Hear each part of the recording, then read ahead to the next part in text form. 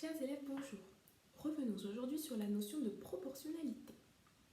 Comme vous le savez désormais, lorsque je peux passer d'une série de nombres à une autre en multipliant ou en divisant par le même nombre, alors je fais face à un problème de proportionnalité. Les deux séries de nombres en question doivent donc avoir un lien logique et régulier que nous pouvons deviner. Il va donc falloir en premier lieu déterminer si la situation rencontrée relève ou non de la proportionnalité. Pour exemple, un problème mettant en lien l'évolution du poids d'une personne et l'évolution de sa taille n'est pas un problème de proportionnalité. En effet, l'évolution du poids d'une personne peut varier en fonction de son régime alimentaire, de sa pratique sportive et de bien d'autres facteurs, mais pas vraiment de sa taille. Mais lorsque je fais face à un problème de proportionnalité, alors trois procédures sont utilisables. Ici, je suis censée effectuer une commande de cahiers identiques. Je fais donc face à une situation de proportionnalité car le prix de mes cahiers va évoluer en fonction de la quantité demandée. Je vais donc évaluer le coût de 7, 8 et 12 cahiers en fonction de ce que je connais déjà, à savoir le prix de 4 cahiers qui est de 8 euros. Pour commencer la résolution de ce problème, je vais utiliser la technique du retour à l'unité. Il s'agit tout simplement de calculer le prix d'un cahier. Pour retrouver le prix unitaire, je divise tout simplement 4 par 4.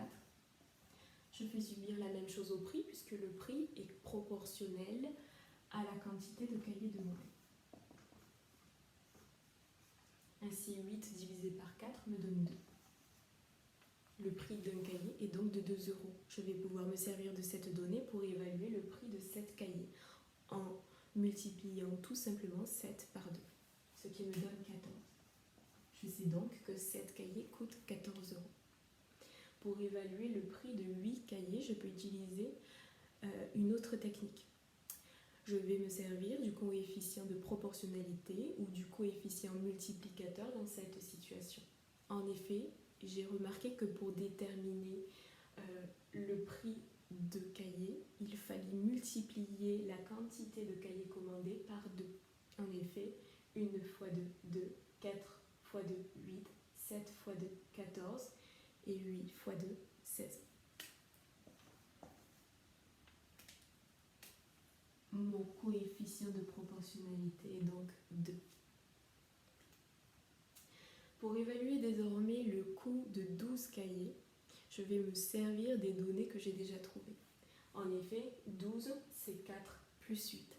Je vais donc utiliser la propriété de linéarité de l'addition et je vais donc ajouter les prix correspondant à 4 cahiers commandés et 8 cahiers commandés. Donc 8 plus 16 égale 24.